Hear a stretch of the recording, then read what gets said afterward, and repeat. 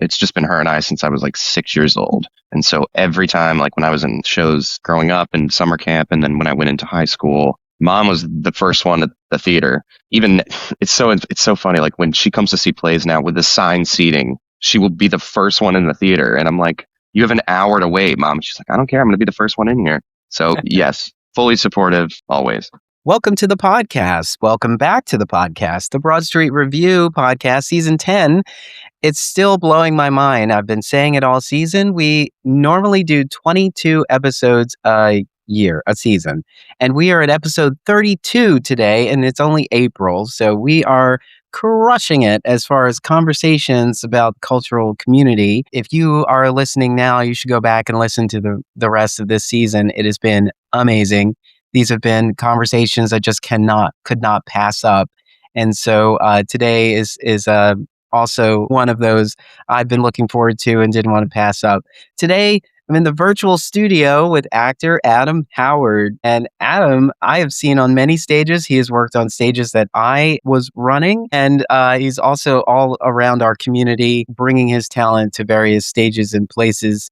So I'm glad to have a chat with Adam Howard today. Adam, welcome to the podcast. And Darnell, thank you. Thanks for having me. I think you pick the most interesting characters to play on stage. Every time I see you on stage, I'm just like, I can't shake that you were Wilbur in Charlotte's Web. I miss him. I miss Wilbur. It's such a beautiful moment of like, you have to really embody an animal in that space. And I don't think the audience understands the kind of training that is required for you to assume a role so authentically that doesn't speak, True. Well, when we started, he was like, there's not going to be any pig prosthetics. If you're going to be Wilbur the pig, you're going to stand there in overalls and a pink shirt. And it's up to you, the actor, to embody it physically and vocally. And so then there I am at home that night watching 3 hours of YouTube pig videos, feeling like a weirdo. They just mill about. Yeah, but that was such a beautiful piece because it's a childhood story that we all know. We've all seen the animated.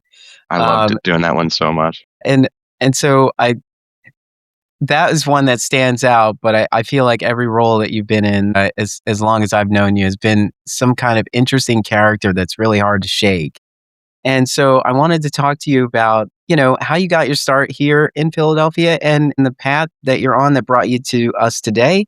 And sort of like, what are you looking for when you're looking for opportunities to engage in a story on stage? Well, I mean, I can tell you about where I came from. Is that what you're my origin story? Yeah. Yeah, I didn't grow up here. I grew up in the South. I was born in Georgia, and I grew up in Chattanooga, Tennessee. My mom still lives there, but I came up here because I was interested in theater in high school. And in the South, the arts a lot of times lose out to funding in favor of sports or other extracurricular activities. And I was a part of the first high school cohort that put together a drama club and we would do productions and stuff like that. And so when I would go to the guidance counselor and talk about what I wanted to do in school, they would be like, acting. Mm-hmm. Okay, I don't know how to help you very much with that one. But, you can start looking up in the North and New York, Chicago area and stuff like that. But then I found Philly and I toured UArts and then I ended up going there. This was before it closed, of course. I went there from 2013 to 2017. And then I graduated and I've been working here ever since. But I came up here looking for a career in the arts because in the Northeast, it just seemed like it was thriving. And UArts had a beautiful sales pitch to where they would let you were really working on shows and you were working in the classroom on new scripts every day. And that really drew me to that program. It was a hands-on approach that was taught by working professionals in Philadelphia too. And then, once I graduated, I started putting my stuff out there. Even actually before I graduated, I was looking for opportunities to dip my toe into the community. And so even before I graduated, I started understudying at the Art and theater exile as well, just to start to show my face around town, so that when I actually graduated, I could hopefully, I would already know some of these folks that were sitting behind the table. Yeah. Right. So that's kind of where yeah. I tell people I'm from the South, and they're like, well, you don't have an accent. And I said, you should hear my mother. It's interesting. A lot of people have roots in Georgia. Like my mother's side of the family is from Georgia, a Hawkinsville area. I think it's just past But yeah, Macon. I'm not sure which county that is. But then do I they have still live family down there? there's families smattered throughout. I have Yeah. some family in Ware County. My father lives out there. Yeah, but it's interesting. I also when I flew there for a family reunion, I didn't realize what a straight shot it is from Philly and how many But yeah, Philadelphians I saw walking around in Atlanta. It was yeah. just like, oh yeah, I guess it There's is this, yeah, pretty and this has direct. nothing to do with anything, but there's this dude who like super commutes from Atlanta, Georgia, flies on a plane and goes to his office in Philadelphia. I see it on Instagram all the time, but that has Wow. nothing to do Oh, with anything. But yeah, it is. It's just a straight 2-hour flight down there. yeah. So you're here in Philly. Yeah.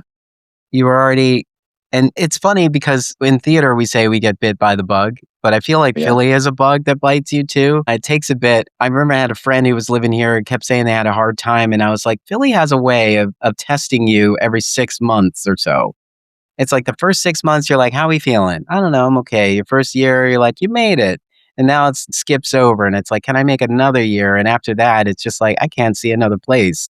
Mm-hmm. This is going to be my my sort of landing pad no matter what I do in the world. And Philly just sort of grabs you like that. I also go through phases like this, and I don't know if it's called seasonal depression or just something else. But Mhm. like, yes, you go through these months and spells where like everything is going right, and then there are other months where you're starting to look out to other Mhm. markets and see if you want to branch out and see what's going Yeah. on. But Philly does have this beautiful personality that kind of like it's impossible to shake, right? Something I love about this city and why I've stayed in it for so long is that this community, especially the theater community, has always felt pretty accessible to me as a employee and as a patron. I mean, we have a huge market for small theaters in a way that I have not seen in any other major city that I visit. Like Mhm. Atlanta, Georgia, you go down there, you're going to find a couple of these places, and they're doing pretty run of the mill like Beauty and the Beast or large musical productions and stuff like that. Spam a lot. And then here we're doing some like really Yeah. challenging and intense work, that stuff that I had never heard of, and stuff that really challenges and provokes audiences. And Yeah. it's a bold market too. So there's a lot of theater to see, yeah, but also as an employee, we do have a community where the auditions are pretty accessible. There's a lot of opportunities for teaching as well if you didn't want to perform. It's thriving. It is. So I haven't left for those reasons. Yeah. It's always great to reaffirm that we do have a strong ecosystem in the theater community. And, at moments it may be tough to be on stage, but you can still be in and around the stage. You can still be supporting the stage, in general and Oh various yeah. things. I've always felt like that too, starting my own theater company and then just generally supporting every theater company. And Um, even if you wanted to do that, like there's so many avenues to explore of mhm. like making your own art. Yeah. If you're not able to make art in some of these institutions that are in place, you can go home and make your own work and start submitting it to, we have so many festivals and small play conferences and stuff like that. I mean, the opportunities are amazing here to make your own work too. Yeah, absolutely. And so, talking about how we have so much variety here, the last production you were in was with InisNua Theatre Company. Yeah. And their focus is contemporary plays from Ireland, England, Scotland, and Wales. And so, when you sit in an InisNua production, you already know I probably do not know this piece at all. And so, what is more exciting and interesting about it is why did InisNua do the work to bring this play over the pond? And what grabbed them about it to, want to present it here in a space that potentially the audience could miss all of the, local and culturally specific jokes and premises and so on that are there, but it's not like we are hungry for InisNua's work, and Yeah. it's always great to see how it plays out on stage. But the last production was "Can't Forget About You" by David Ireland, and you were the lead in this show. Is it safe to call you the lead, or is it just an The story ensemble was piece? the story was happening around me, that's for sure. Yes. Yeah. But it certainly was an ensemble piece. Yeah. So talk about "Can't Forget About You," but first talk about how you were introduced to it Okay. and what you thought after you read it. So I worked for InisNua in the fall, um, in 2025. I did their Play in a Pint program, Pie in a Pint, at Fergie's Pub, because every year they put up a couple of solo shows where you go to Fergie's Pub or the Drake, and they provide a little pie from Stargazy in South Philly, and you get a pint and you watch the play. Through that, I was able to get this part and Can't Forget About You. I was introduced to, I read the script, and I can't speak for KC or Inishnu of like why they specifically chose this play for this moment, but I can talk about what I think, from what I've overheard from her, because this playwright, David Ireland, has a reputation for like really violent plays. I've seen in an interview where he specifically says, I have trouble ending plays without violence, which Mm. is funny because this is kind of the opposite of it seems like his attempt at writing a romantic comedy. And so when I read it, I was, yes, taken by the, like you said, the hometown kind of very specific references to stuff only that Irish people or Northern Irish people might recognize. But that being said, there is kind of a universal language to this because at the root of it, it's a family drama, and it's a romance. Mhm.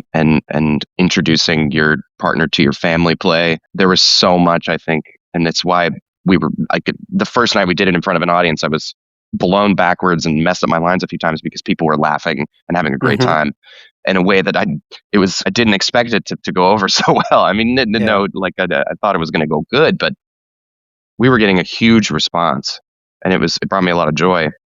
But I think it's just because people were excited to laugh and ready to laugh and Mhm. recognized so many of the situations in the piece in their own lives.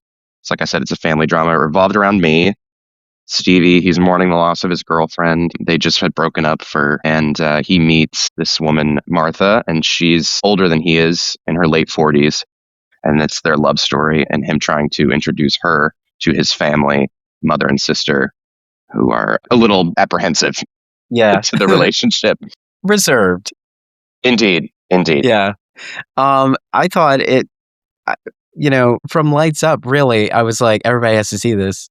It's just so I love how this Stevie is so heartbroken until he meets Martha, Yeah. and Martha makes a proposition, and he is like, she's taking so long to get to the point, Yeah. and we can see as the audience, Stevie is so for whatever she's about to ask, and it's just like, oh, I thought he was heartbroken, and so Yeah. that part is hilarious. It's just like, sometimes in order to get over someone, you have to get under someone else. Oh, that's well said. Stevie was kind of like, there's so many references in the play to like him being a boy versus being a man. Like his mom calls him a boy all the time, and he's 25 years old. He's a man now. So, at the beginning of the play, you meet Stevie and he's in his underwear crying on the couch. And, he's probably been there for a few days. His apartment is a mess. And so I think like the heartbroken at a certain point was kind of like not performative, but it was certainly exaggerated a bit Yeah. as Stevie, because he sort of, to me, struck me as this guy who puts on a lot of hats for like 5 minutes. He's a Buddhist in the play, but the only real like practice that he has candles in his apartment. You know what I mean? Like he's not actually a Buddhist. He might not actually be as heartbroken as he is, but he's going to sit on the couch for 3 days and cry and listen to sad hip hop music too, because I'm going through a breakup. So then when he meets Martha, it is kind of this jolt. And we talked about it a lot in rehearsal of like when you meet somebody in public and you realize that they're looking at you and you're looking at them, and then you have this great conversation and it kind of makes your head bubble and you kind of feel it. and then you kind of ride on air for the rest of the day. So that's definitely the story we were trying to tell.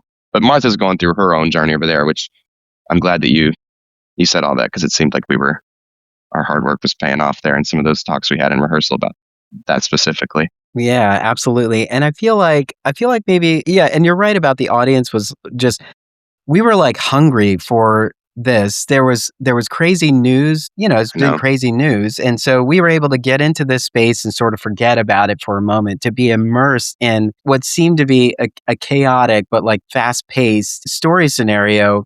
And then with all of the elements of the show that help tell that story, the scenic design, the so good. smooth and sometimes graceful transitions of these flats, transitioning the space that we're in. I was just, as soon as I saw the first transition, I was in the back, I was last row, just, They deserve applause. Yeah. it's like when you know there's some good work being done here, it's usually you're looking at everything being so well done that it complements each other so completely, and then it becomes like an overall, wow, what a great.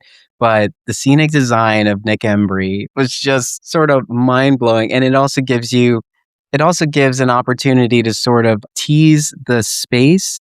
Mm, It allows the space to show off, to show that the stage had all this depth and was able yeah. to house all of these other stories, scenarios behind its main set, was just like, wow. And then you guys, the way you were sort of choreographically transitioned into each moment to bring us gracefully back into every scene. It's just all of those things, like they keep everybody tuned in. And I just thought that that was great execution.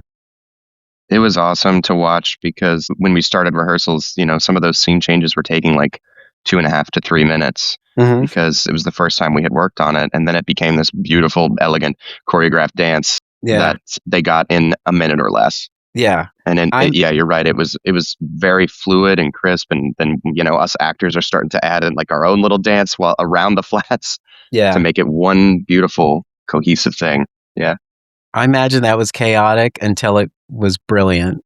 exactly. Yeah. Yeah. It made me think of when I was in high school and I was the stage manager. I remember saying to the crew, "What if we make flats that have wheels on them, and we can flip them around, and there's already a scene set there, and it's just going to be easier for us to coordinate." And back then, it seemed like genius, and I was like, "This can't be. I can't be the first one with this." I certainly wasn't, but Yeah. it changed so much for us in terms of telling those stories. It all of those elements make me think of all the bits of theater that I have fallen in love with over the years. I came from stage management, um, and so it kind of made sense for me to be a producer. And so I love every element of theater, and I can find a way to celebrate all of those pieces, because we don't always see it when someone buys a ticket, they're looking for a completely put together story from start to finish. And then they kind of walk out going, that was good. Or I didn't like it. It's somewhat of a surface idea, but like all of us who understand, like we're digging deeper into this, going like, if that didn't work, this would have thrown off this whole scene, I know. Yeah. those elements. Well, some nights I was walking around before our first entrance in my underwear, and like I would see our amazing backstage crew and just tell them, like, I feel like you guys are working harder than we are on stage for sure. You guys are doing manual labor, right? Yeah. So just kudos to them. They did an Yeah. amazing job. And Yeah. everyone's in service of and for each other. And so Right. it was just a wonderful team. Like, were there any, because, in your first previews, people were laughing hysterically and they were really enjoying the piece. And it was sort of pulling you in at the same time. Were there moments through this run where it was like, wow, that was outrageous from the audience? I mean, so there's this, for anyone who didn't see it, there's a scene at the end of Act One where my character and Martha, the woman that I'm falling in love with, have dressed up as Superman and Wonder Woman, because it seems to be Stevie's, my character's, ultimate fantasy to do this role play thing. And then we get on the conversation of oral sex, right? What's this podcast rated? No, It's too we're late. fine.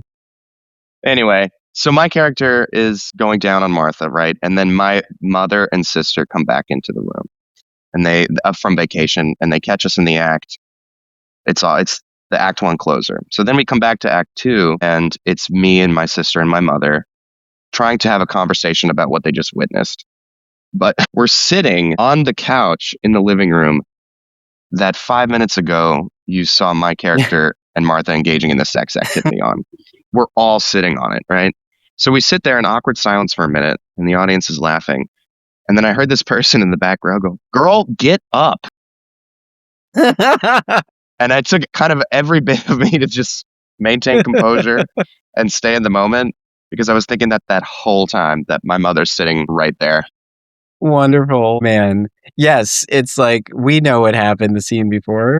And the way that scene starts, it's a very still moment, but we know everything that happened before it, and we are just beside ourselves. It was really fun on those some nights when we were really cooking. It would become like a conversation, like people were talking and talking back to us and whooping and hollering. It was crazy. I mean, it was so much fun though, because you Yeah. love you thrive on that. Like as a performer, you're just like, oh well, what else can I do? And then you start surfing and like, you like that? Here's a little bit more. You know what Yeah, I mean? yeah. Yeah. And the piece was also really good too because it engaged in an uncomfortable conversation with mother and daughter, generational differences, like different mindsets about life and how you live it. And that was a very unapologetic. It was uncomfortable for a moment, but it was like, we need to sit in this. This is something we Yeah. all need to hear. And as Alice York's character is talking to mother, played by Megan, right? Megan Megan Belwar. Belor. It's so uncomfortable, but we're sitting there going, yes, Mm-hmm. yes. Yep. We Educate need to have mom. this. And mom probably knows these things too, but perhaps at some point in her life, like, resigned to not being able to realize this part of herself. And it was just interesting to see that generational shift. Like, no, now we're aware and we make sure our partners are aware too. And we Yeah. can't, we can't pretend that we're not human and that we don't have needs and so on. I just thought it was so beautiful in this humor, and it was chaotic, but it Mm-hmm. was loving. The whole thing was loving, although it's still a racket. And I think yes, but at the end of that scene, you can't tell me that they're not closer as a family. Mm-hmm. That they Yeah. don't feel a little bit more comfortable around each other despite the awkwardness. It's like, Mm-hmm. we just had a really hard conversation. All Yeah. right, let's take pride in that and high five. Yeah. And it's also mom realizing that her boy is a man, That's And right. sometimes it's hard for moms to see that because it's what they know. They just know how to take care of their boy. Right. And, you're getting older and you're growing up and you're doing everything like, your father would have done. Yeah. Not exactly, but just sort of like coming into your own. And But you're right, though. I mean, when I talk to my mom after, she's like, in my head, she always tells me this. She's like, in my head, you're always going to be that little boy. Hmm. Which is, that's funny that I say that because, yeah, my mom came to see that. And there's another sex scene throughout the play, too. And she saw the play twice, but she loved it. So. Oh, well, I'm glad that was the case, when family comes to see too, because I don't know, like, how do you think, I mean, does your family always support your work? Do you ever think that a choice that you made, like, how do you make your choices? And are you thinking about like who would come and support you in this storytelling effort if, based on various characters? I mean, yes, my mother is my biggest fan for sure. It's just been her and I since I was like 6 years old. And so every time, like when I was in shows growing up in summer camp, and then when I went into high school, mom was the first one at the theater. Even it's so funny. Like when she comes to see plays now with the assigned seating, she will be the first one in the theater. And I'm like, you have an hour to wait, mom. She's like, I don't care. I'm going to be the first one in here. So yes, fully supportive always. My choices, I mean, I'm certainly not, and I'm not going to pretend like I am in a place in my career where I can pick and choose these roles. You know what I mean? When an opportunity comes along, I'm going to audition for it. I want to audition for it because I want to work. I love working. So again, I'm not in a place to choose, but I've been very blessed this year, especially to just have this huge umbrella of stories from different parts of the world and different parts of the brain and the heart that I've been able to chip away at and experience. It's been really exciting. Yeah.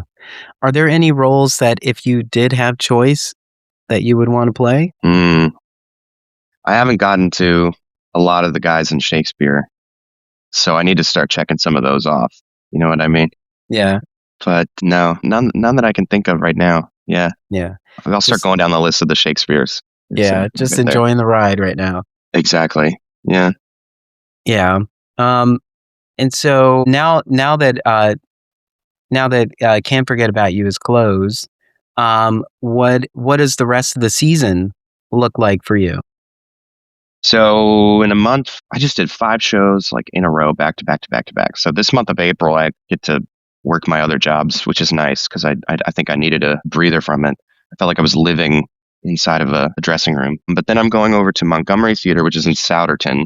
It's about 40 minutes away from the city, 45, maybe an hour, depending on the traffic. And we're doing The Shark is Broken, which is about the making of Jaws. And I'm playing Richard Dreyfuss along with Wow. Jared Delaney and Damon Benetti, and Matt Pfeiffer's directing that one. Awesome. Yeah. Yeah. Well, it's a good point. It's a 45-minute drive because it's not that far. People at Montgomery Theater is not that far. No. And It's they're doing always some good really to know exciting that. stuff. Yeah. Yeah. Yeah. I'm gonna put it on my list. Cool. And then I have a company, or I'm a part of this cohort called Theater Contra. And Mm-hmm. we do work in the area. We do script readings of films, and we do some original productions as well.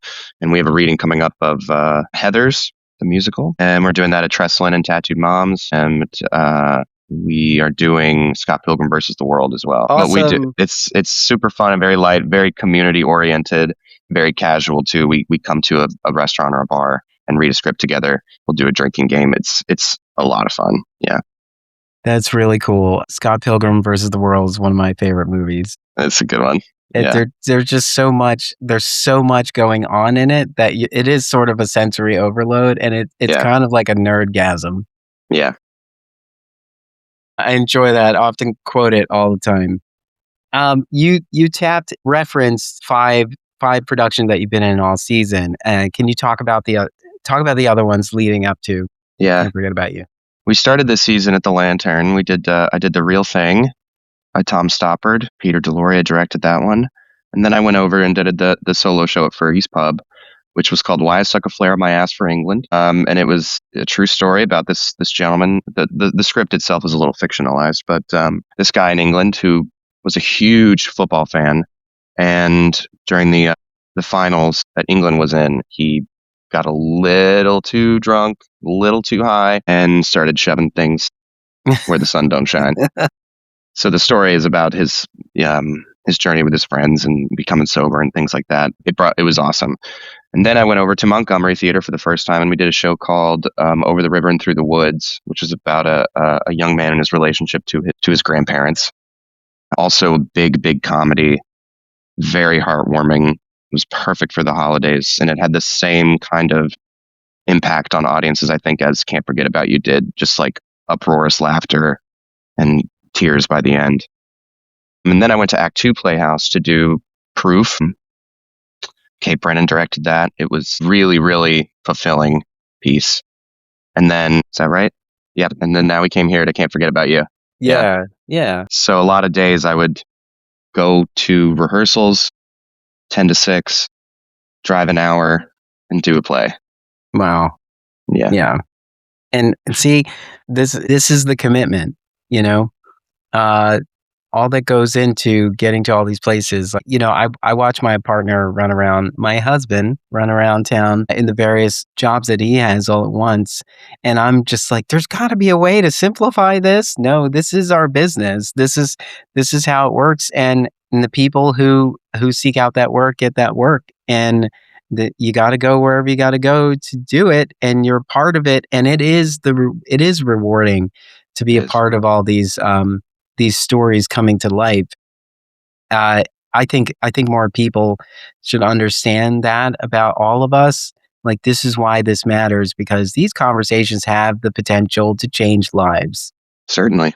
Someone who sat in Can't Forget About You, maybe built up the courage to have an uncomfortable conversation with their parent, or maybe sort of opened their mind to, things that they were kind of repressing or trying to pretend were not as big of a deal. And, all of these stories, they're so well thought out that you're seeing like a scenario that you can make sense of. You're getting up both sides of a story, and you can kind of take that as sort of anecdote for whatever it is you want to attach to your own life. Whatever questions you have. Yeah. Mm-hmm. Absolutely. And so that's why I am in love with like every moment that I've experienced in the theater. And I celebrate all of you for for bringing these stories to life too, because you just we understand what goes into this. The final product is always worth celebrating. Well, yeah, I mean, it's twofold too, because it's helped me. This work sometimes can help me answer some of my own life's biggest questions. Yeah. And so you talked about, giving time to your other work opportunities, but they are also in support of our community, arts and culture. So talk about some of the places that you work when you're not on stage. Yeah. So I wish that I could, pay all my bills and rent off of my acting work, but unfortunately, no. So I have way too many side jobs. My calendar is illegible. So I work for the Kimmel Center for Performing Arts part-time, just as an usher. See me if you come see the Philadelphia Orchestra or some of the touring Broadway shows. I'll give you a program, take you to your seat if you want. But I love working there because, like you say, I am kind of still in the room, even though it's a different job, of course. But I've seen a lot of great artists at work while I'm being paid. Which is pretty cool to get paid to watch a show sometime. Yeah. But I also work for the Philadelphia Film Society because as much as I love theater, I also love film. And they're doing some amazing, amazing work over there, showing first run films, but also a huge catalog of curated stuff, older movies that might have been missed. And then I'm a standardized patient. I used to be a historical walking tour guide.